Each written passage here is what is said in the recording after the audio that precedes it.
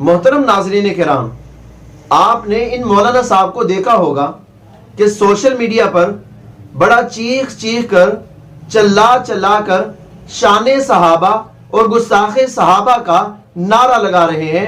आज मैं आपको बताऊंगा हकीकत क्या है, असल में इनको मसला क्या है।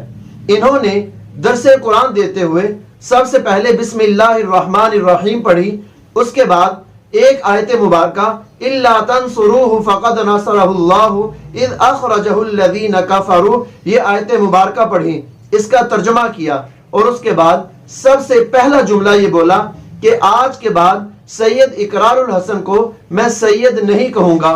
मैं पूछना चाहता हूं मौलाना, क्या ये दरसे कुरान का अंदाज है?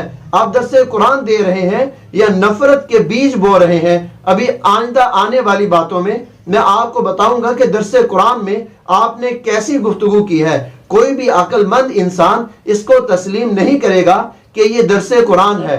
मैं आपसे ये पूछना चाहता हूं कि आपने कहा कि मैं सैयद इकरारुल हसन को आज के बाद सैयद नहीं कहूंगा, उसकी वजह आपने ये बताई कि उसका बाप गुस्ताखे रसूल है। मौलाना, मैं आपसे पूछना चाहता हूं कि आप मुझे बताएं कि बाप के गुस्ताख होने की वजह से क्या बेटे की जात बदल जाती है या बेटे की जात खत्म हो जाती है? मैं आपको बताता हूं कि असल इस्लाम क्या है।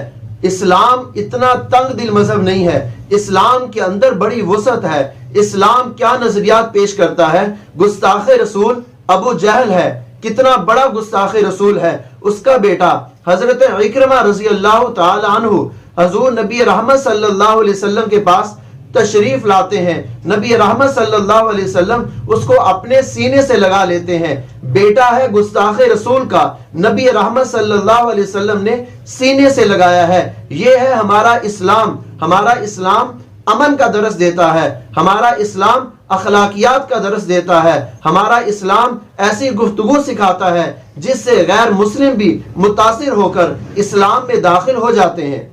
मैं एक बात कहना चाहूंगा कि जब इंसान को किसी के अंदर कोई ऐब ना मिले, जब इंसान के पास दलाइल खत्म हो जाएं, जब इंसान के पास सबूत खत्म हो जाएं, फिर वो गालियों पे उतर आता है, फिर वो बदजुबानी पे उतर आता है, फिर वो बद अखलाकी पे उतर आता है। आपने कहीं देखा कि कत्ल बाप ने किया हो, जुर्म बाप ने किया हो और उसकी सजा में बेटे को पकड़ लिया हो? कहीं भी ऐसा नहीं है। अगर है तो आप उसकी मिसाल पेश कीजिए। मौलाना, आपने कहा कि सैयद इकरारुल हसन का बाप वो गुस्ताखे सहाबा है। मुझे नहीं पता कि वो गुस्ताखे सहाबा है या नहीं। बकौल आपके कि सैयद इकरारुल हसन का बाप वो गुस्ताखे सहाबा है। मैं आपसे पूछता हूं, क्या किसी का बाप अगर गुस्ताखे सहाबा हो तो उसके बेटे पर भी गुस्ताखी का फतवा लगा दिया जाएगा? क्या ये इस्लाम में जायज है जबकि बेटे की गुस्ताखी साबित ना हो?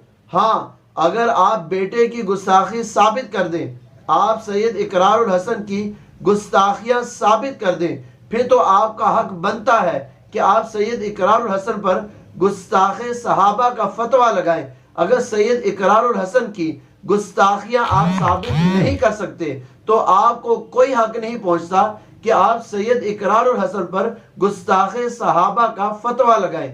दूसरी सूरत यह हो सकती है कि अगर उसका बाप वाक़अतन गुस्ताखे सहाबा है और सैयद इकरारुल हसन अपने बाप का दिफा करे, तो उस सूरत में भी हम मौलाना आपके साथ खड़े हैं। लेकिन अगर आपका जाविया नजर दुरुस्त होगा तो हम आपके साथ होंगे, और अगर आपका जाविया नजर गलत होगा तो फिर हम आपके साथ खड़े नहीं होंगे।